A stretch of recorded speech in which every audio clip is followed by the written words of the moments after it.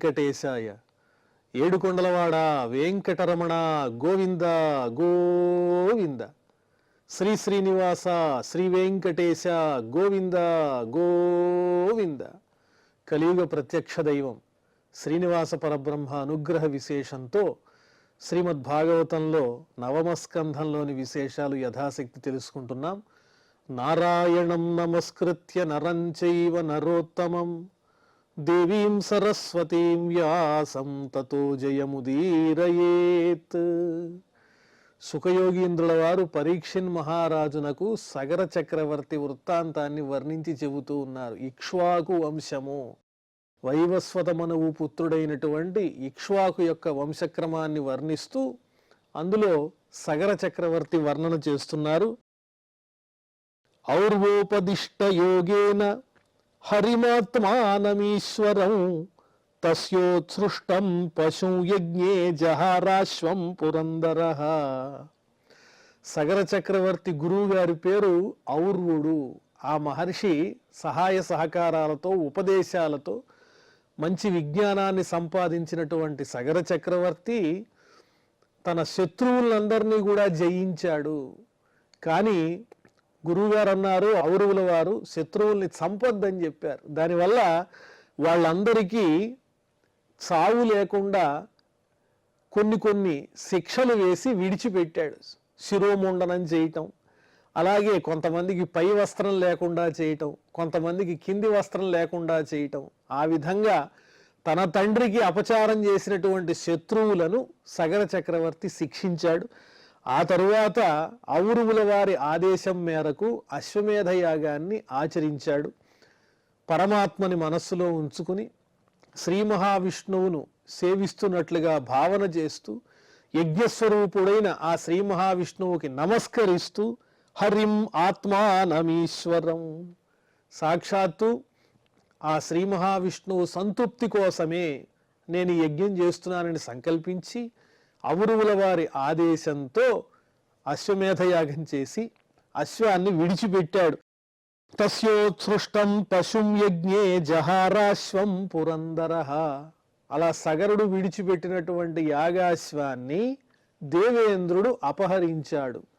ఎందువల్ల అపహరిస్తాడు ఈ దేవేంద్రుడు అంటే, ఈయన కూడా సుమారుగా ఎన్నో అశ్వమేధ యజ్ఞాలు చేసేసాడు, 99 చేసేసాడు సగరుల వారు.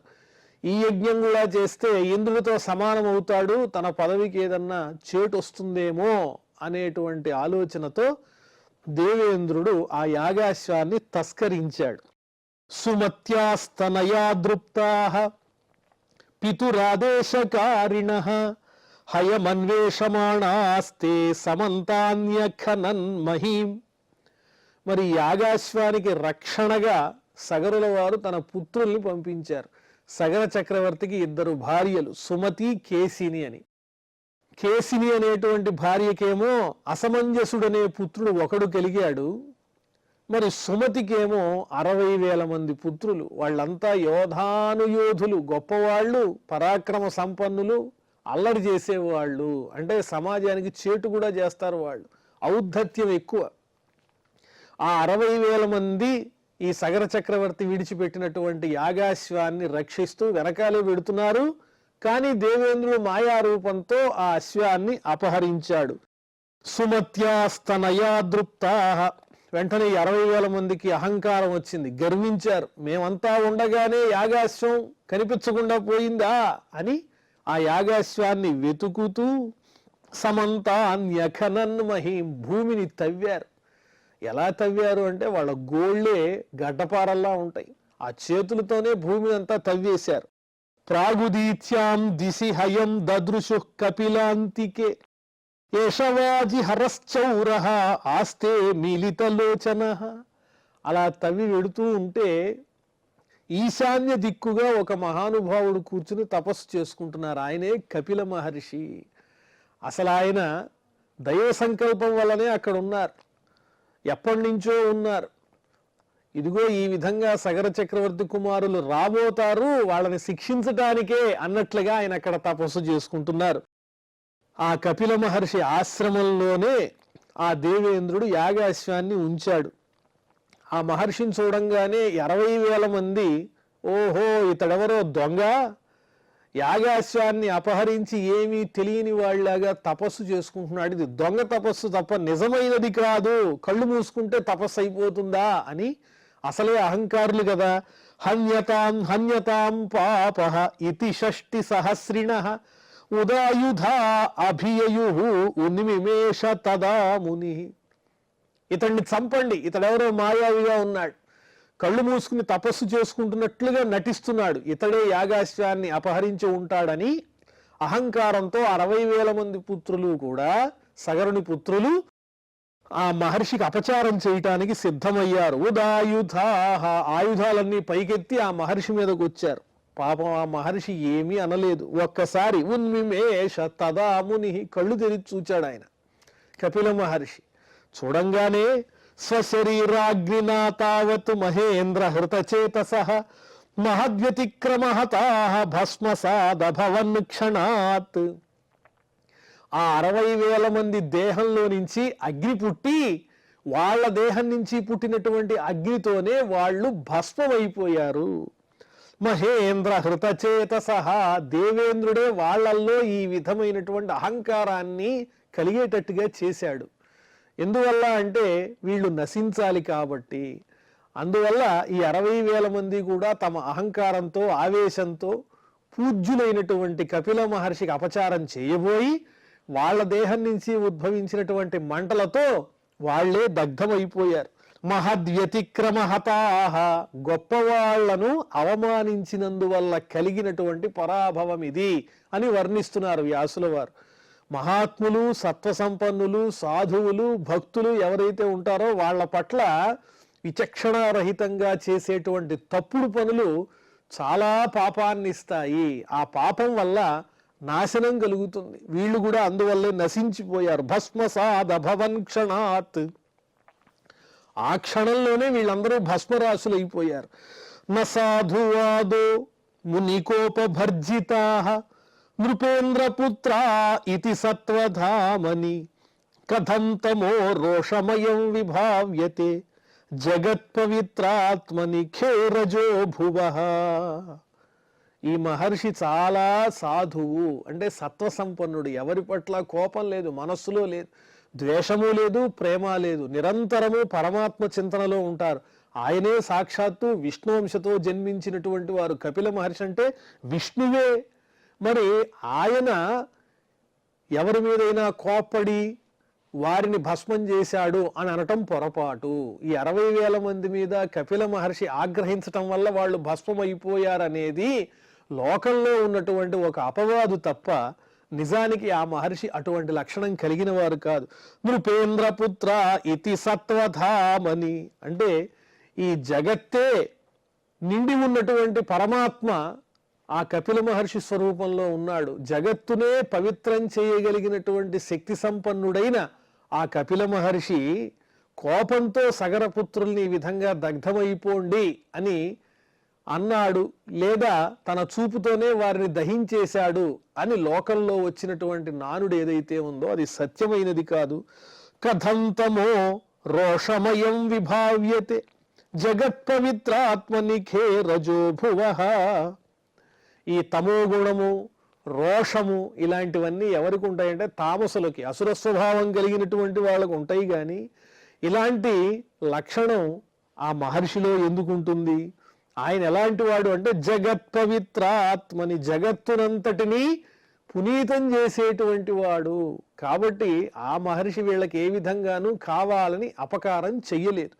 వాళ్లే పునీతుడైనటువంటి ఆ మహర్షికి అపచారం చేయబోయి ఆ పాపం చేత వాళ్ళ దేహం నుంచి పుట్టినటువంటి అగ్నితో వాళ్లే దహింపబడ్డారని చెబుతున్నారు. అంతే కదా, భూమి మీద ఉన్నటువంటి ధూళి పైకి ఎగిరి కాస్త గాల్లో నిలిచినంత మాత్రాన ఆకాశానికి దుమ్ము అంటిందని చెప్పలేంగా. ఈ దుమ్ము ఆకాశానికి సంబంధించిందని మనం అనగలమా? ఖేరజో భువః, భూమి యొక్క దుమ్ము ఆకాశానికి అంటదు. మనం కాళ్లతో భూమిని బాగా మర్దిస్తే మనం చేసిన పొరపాటు వల్ల ఆ భూమి మీద ఉన్నటువంటి ధూళి అలా ఆకాశానికి అంటినట్టుగా భ్రాంతి కలుగుతుంది తప్ప ఆకాశానికి రజస్సు అంటదు. ఆకాశమంత ఉన్నతమైన గుణసంపన్నుడైన ఆ మహర్షికి ఇలాంటి శపించాలనో లేకపోతే హాని చెయ్యాలనో ఆలోచన కలగదు అని సవివరంగా చెబుతున్నారు. యస్యేరిత సాంఖ్యమయీ దృఢేహ నౌః యయా ముముక్షుస్తరతే దురత్యయం భవార్ణవం మృత్యుపథం విపశ్చితః పరాత్మభూతస్య కథం పృథంగమతిః. సాంఖ్యమయీ దృఢా నౌః ఈరిత. సాంఖ్యం అనేటువంటి ఒక చక్కని శాస్త్రం అనేది ఆ మహర్షి చేత తెలియజేయబడింది. నౌహు అంటే ఒక పడవ లాంటిది. సంసారం అనేటువంటి సముద్రాన్ని దాటటానికి ఉపయోగపడే నౌక ఏమిటి అంటే ఆ సాంఖ్యము.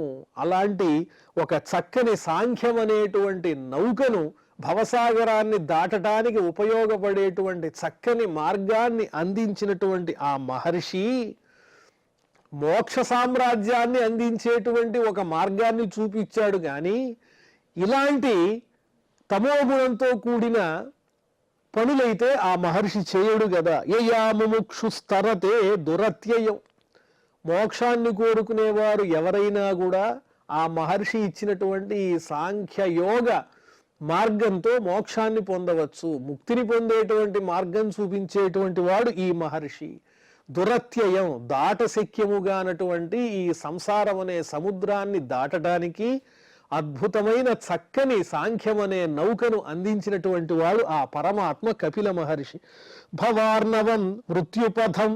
ఈ భవసాగరం అనేది ఎలాంటిది అంటే మృత్యుపథం, మృత్యువే మార్గముగా కలిగినటువంటిది. అంటే నిజమైనటువంటి జ్ఞానాన్ని కప్పివేసేదే ఈ సంసార బంధము. మరి ఈ స్వామి ఎటువంటి వాడు? విపశ్చితః పరాత్మభూతస్య కథం పృథంగమతి. సర్వజ్ఞుడైనటువంటి వాడు, దివ్యమైనటువంటి చక్షువులు కలిగిన వాడు, భూత భవిష్యత్ వర్తమానములు తెలిసినటువంటి వాడు, దివ్య దృష్టి కలిగినటువంటి వాడు, సాక్షాత్తు పరమాత్మ స్వరూపుడైనటువంటి వాడు. అలాంటి మహర్షికి వేరే ఆలోచన ఎందుకు వస్తుంది?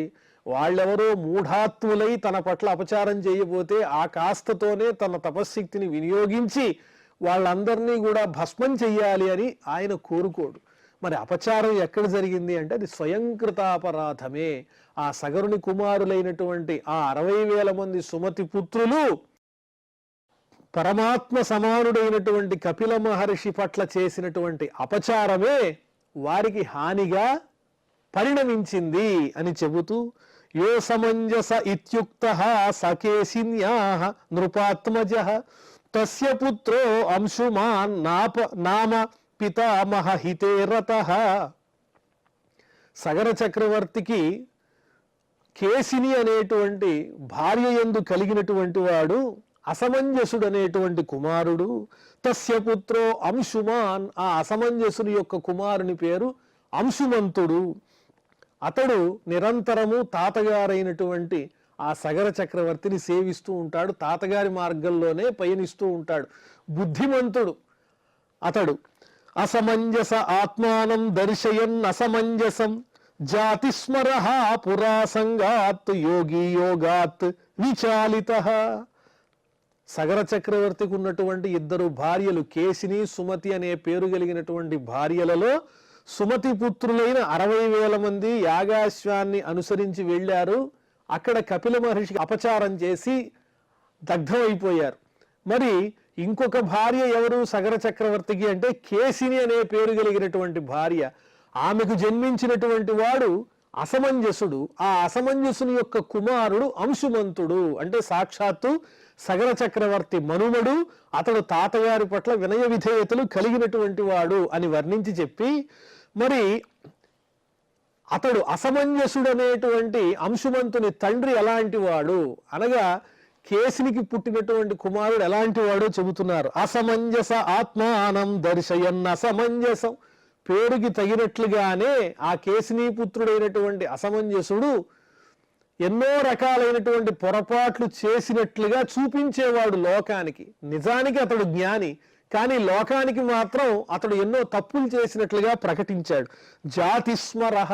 ఎంత గొప్పవాడా అసమంజసుడు అంటే జాతిస్మరః, పూర్వజన్మ స్మృతి కలిగినటువంటి వాడు. కానీ పూర్వజన్మలో అతడు సంగములు కలిగి ఉండడం వల్ల తాను ఆచరించినటువంటి యోగనిష్ట నుంచి భ్రష్టుడైపోయాడు.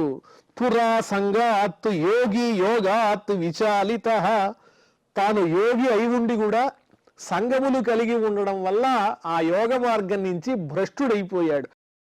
ఆచరన్ గర్హితం లోకే జ్ఞాతీనాం కర్మ విప్రియం సరైవ అంక్రీడతో బాలాన్ ప్రాస్యదుద్వే జయన్ జనం.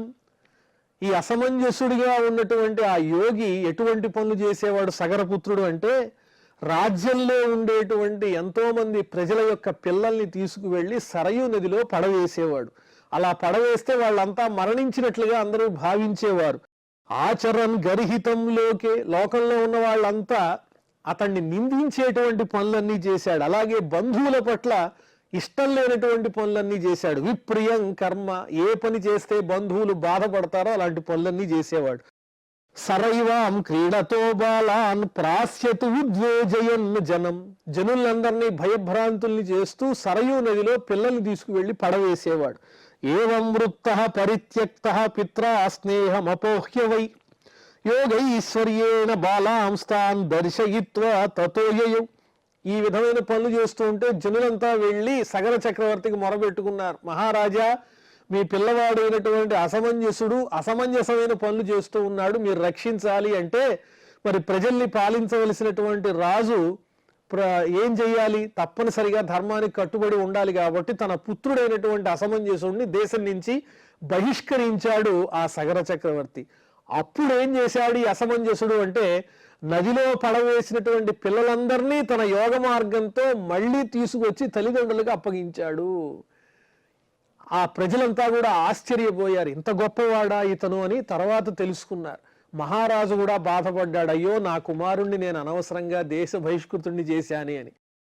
అయోధ్యావాసిన సర్వే బాలకాన్ పునరాగతాన్ దృష్ట్వా విసిస్మిరే రాజన్ రాజా చాప్యన్వతప్యత.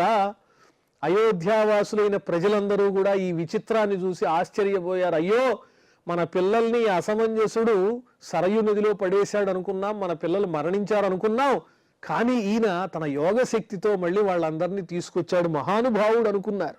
దృష్ట్వా విసిస్మిరే రాజన్ రాజా చాపి అన్వతప్యత. సగర చక్రవర్తి కూడా బాధపడ్డాడు, అయ్యో ఇతని యొక్క తెలివితేటలు యోగాన్ని గురించి తెలియక నేను ఇలా ఎందుకు చేశానని బాధపడ్డాడు.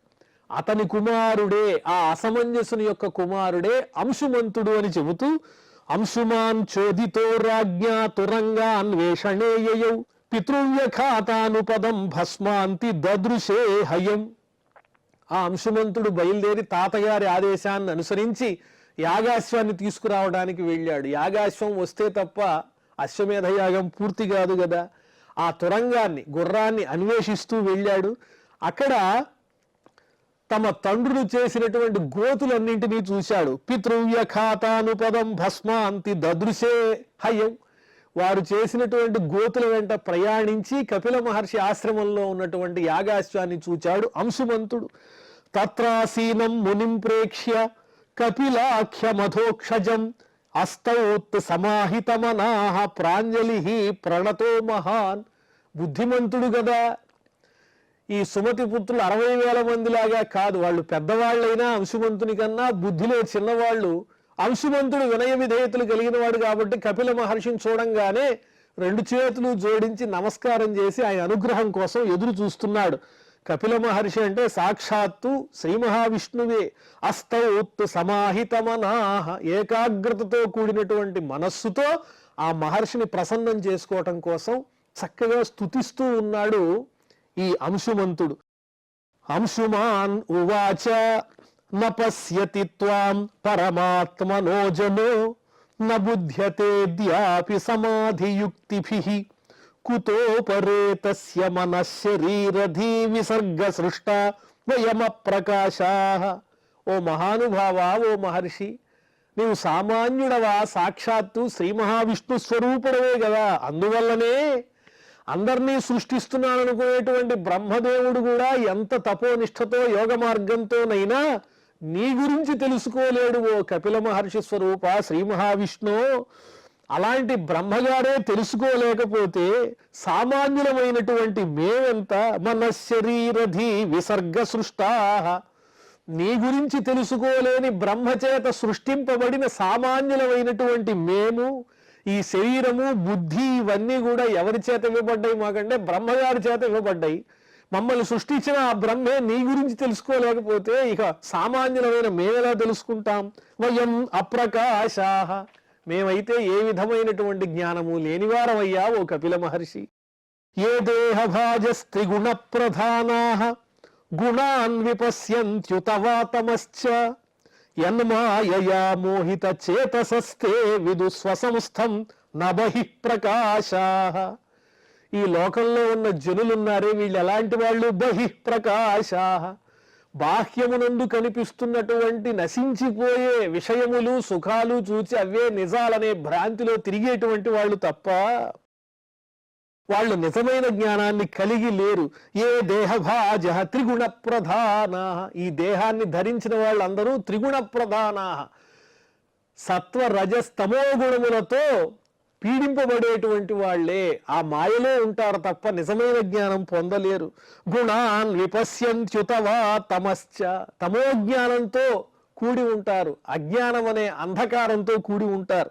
యన్మాయయా మోహిత చేతసః, ఆ మాయంతా నీ చేత సృష్టింపబడిందే. ఆ త్రిగుణములు నీ అధీనంలోనే ఉంటాయి కదా. నీ మాయ చేత ప్రేరేపింపబడినటువంటి సత్వరజస్తమో గుణములనే త్రిగుణములతో బాధింపబడేటువంటి ఈ సామాన్యులైన పామరులు బాహ్య దృష్టి కలిగిన వారే కానీ విదుస్వసంస్థం నా విదు, తమలోనే ఉన్నటువంటి పరమాత్ముడవైన నీ గురించి ఏనాటికి తెలుసుకోలేకపోతున్నారు. ఈ సంసారంలో ఉన్న సుఖాలే ఆనందదాయకమని భ్రమిస్తూ ఉన్నారయ్యా. తంత్వామహం జ్ఞానఘనం స్వభావ ప్రధ్వస్తమాయా గుణ భేదమోహైః సనందనాద్యైః మునిభిర్విభావ్యం కథం హి మూఢః పరిభావయామి. అంశుమంతుడు చూడండి ఎంత బుద్ధిమంతుడో, చక్కగా స్తోత్రం చేస్తున్నాడు కపిల మహర్షిని. స్వామి అహం హి మూఢః, నేను మూఢుణ్ణి, అజ్ఞానిని. నిన్ను నేను ఏ విధంగా తెలుసుకోగలను? నీ గురించి సనక సనందన సనత్కుమార సనత్ సుజాతులనబడేటువంటి మహనీయులైన యోగులే తెలుసుకోలేరు కదా. అలాంటి మునులే అతి కష్టం మీద తెలుసుకునే నిన్ను నేను తెలుసుకోగలనా? స్వభావ ప్రధ్వస్తమాయా గుణ భేదమోహైః, తమ స్వభావంతోనే నశింపజేయబడినటువంటి త్రిగుణములు కలిగి భేదభావం లేనటువంటి మహాత్ములైన సనక సనందనాదులే నీ గురించి తెలుసుకోవడానికి కష్టపడతారు. నువ్వు ఎటువంటి వాడివి? జ్ఞాన ఘనం, నిజమైన పరిపూర్ణ జ్ఞాన స్వరూపుడవు కదా. అలాంటి నీ గురించి మహాత్ములే తెలుసుకోలేకపోతే ఇక సామాన్యుడైనటువంటి నేను ఏ విధంగా తెలుసుకోగలను? ప్రశాంత మాయా గుణ కర్మలింగం అనామ రూపం సదసద్విముక్తం జ్ఞానోపదేశాయ గృహీత దేహం నమామహే త్వాం పురుషం పురాణం. పురాణం పురుషం, ఓ పురాతనమైనటువంటి ఓ స్వరూపమా, పురాణములలో వర్ణింపబడినటువంటి ఓ స్వరూపమా, శ్రీ మహావిష్ణు ఓ కపిల మహర్షి. ప్రశాంత మాయా గుణ కర్మలింగం, ఈ కర్మలు గాని ఈ త్రిగుణములనే మాయలు గాని ఇంకేమైనా గాని లింగములు గాని ఇవేవి నిన్నంటవు, అన్నిటికీ అతీతమైనటువంటి స్వరూపుడవు కదా నీవు. అనామరూపం, లింగభేదములు గాని నామరూపములు గాని ఏమీ లేనటువంటి వాడవు, రహితుడవు, పరబ్రహ్మస్వరూపుడవు నీవు. సదసద్విముక్తం, కార్యకారణములను అతిక్రమించినటువంటి వాడవు, ఈ పుణ్యపాపాలేవి నీకు అంటవు, అలాంటి పరమాత్మ స్వరూపుడవు.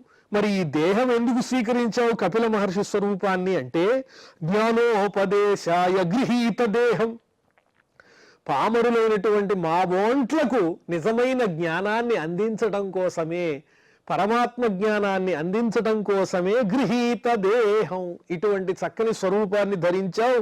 త్వాం పురుషం పురాణం నమామహే, పురాతన పురుషుడైనటువంటి నీకు నేను నమస్కరిస్తున్నాను. తన్మాయా రచితే లోకే వస్తు బుద్ధ్యా గృహాదిషు భ్రమంతి కామలోభేర్ష్యామోహ విభ్రాంత చేతసః. నీవు రచించిన ఈ లోకంలో జనులందరూ మాయకి లోబడి సంచరిస్తూ ఉంటారు అని ఎంతో గొప్పగా ఆ కపిల మహర్షి స్వరూపుడైన శ్రీ మహావిష్ణువుని వినయ విధేయతలతో చక్కగా స్తోత్రం చేస్తూ ఉన్నాడు అంశుమంతుడు సగర చక్రవర్తి, మనుమడు అసమంజసుని కుమారుడు. ఈ విషయాలన్నీ మళ్ళీ మనం తెలుసుకుందాం. ప్రస్తుతం క్షమా ప్రార్థనాదులతో ఈ కార్యక్రమాన్ని పరిసమాప్తం చేసుకుందాం. అథ క్షమా ప్రార్థన. యదక్షరపదభ్రష్టం మాత్రాహీనం చ యద్భవేత్ తత్సర్వం క్షమ్యతాం దేవ నారాయణ నమోస్తుతే. శ్రియఃకాంతాయ కళ్యాణ నిధయే నిధయేర్థినాం శ్రీవేంకట నివాసాయ శ్రీనివాసాయ మంగళం.